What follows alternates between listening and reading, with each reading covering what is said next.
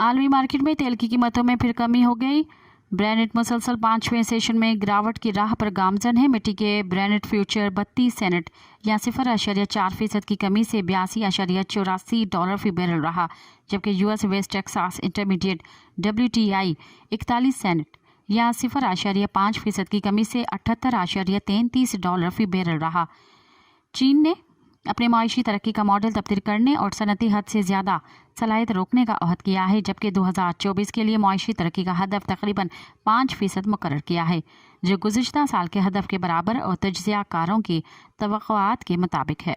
मज़ीद ख़बरन ऐं तफ़सीलात लाइ विज़िट कयो असांजी वेबसाइट www.awamiNewsHD.com ऐं ॾिसंदा रहो अवामी न्यूज़ HD।